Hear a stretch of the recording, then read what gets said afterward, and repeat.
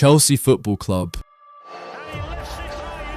The Blues, the pride of London, a name that once demanded respect, a club feared across Europe, a serial winner. Serial winners under Roman Abramovich, lifting Champions Leagues, Premier Leagues, and everything in between. Fast forward to January 2026, and what do we see? A club in chaos, languishing mid-table, sacking yet another manager, and fans chanting for the owners to sell up. How did it come to this? At the heart of it all is one man, Behdad Eghbali, co-founder of Clearlake Capital and the majority stakeholder in Chelsea's ownership consortium. In May 2022, Roman Abramovich was forced to sell Chelsea. Roman Abramovich has completed the sale of Chelsea Football Club. Todd Boehly and Clearlake Capital stepped in with a £4.25 billion takeover. Boehly took the spotlight, but the real power belonged to Behdad Eghbali. Clearlake owns over 60% of the club. That gives Eghbali control. He sits on the board. He influences every major decision. This is his project. And Eghbali is not a football man. He is a private equity operator. Chelsea was not a club to him. It was an asset, a cheap opportunity with a global brand and recent Champions League success. His strategy was simple: stockpile young players, hand out long contracts, sell academy stars for profit, play with financial rules.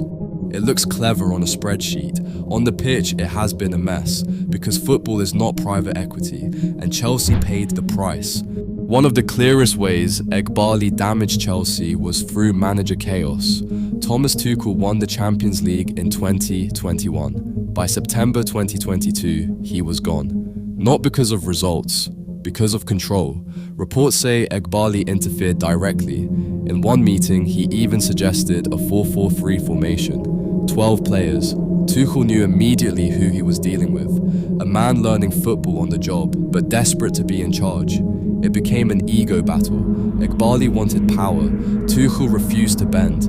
Tuchel was sacked.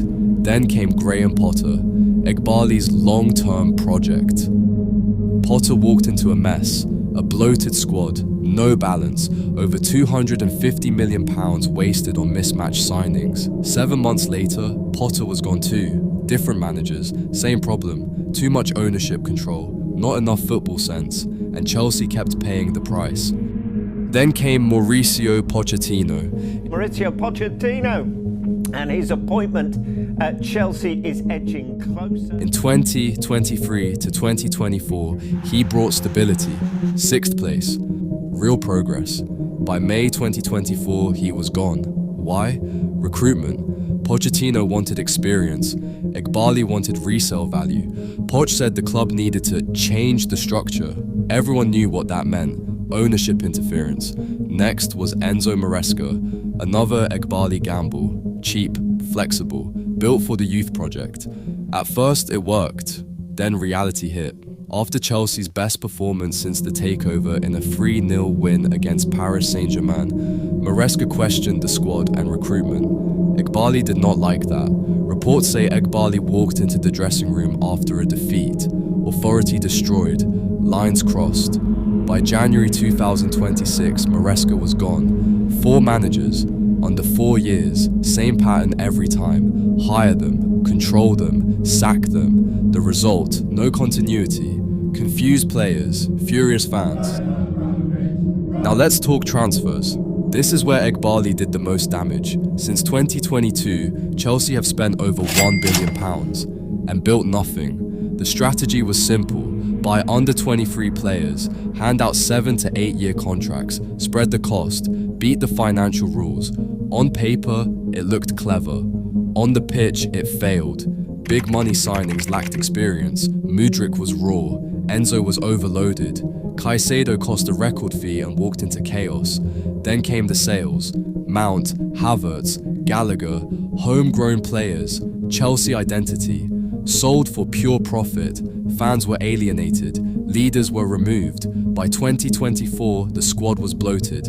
Over 40 players. No top striker, no balance, loans, freezes, confusion. Chelsea stopped building a team. They started managing assets. And the damage shows every week. By summer 2025, nothing had changed. Chelsea spent £51 million on Estevao, still no elite striker, still no left-back cover.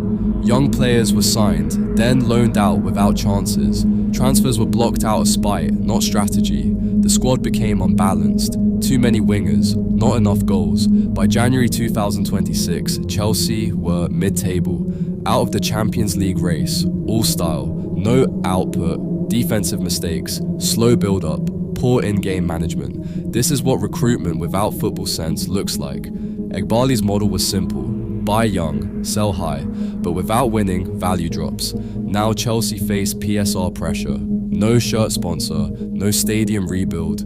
Promises? Empty. And behind it all is a power war. Bowley wants to win now. Eghbali wants control. They don't agree. They don't trust each other. While they fight, Chelsea stands still, and the club keeps paying the price. Eghbali's ruined Chelsea's soul. Fans? Alienated by profit over passion sales. No UCL money since 2023 to 24 means revenue dips. Multi-club model, Strasbourg, potential Portuguese club via Mendes ties, spreads resources thin. Eghbali's 2022 quote, "Chelsea was not terribly well managed under Abramovich." Ironic, Abramovich won 21 trophies. Eghbali, 0 major ones. As of 2026, Chelsea's a top 4 at best club, per fans. Maresca's exit prompts links to Liam Rosenior, another unproven gamble. Optimism fades. The long-term project restarts yearly.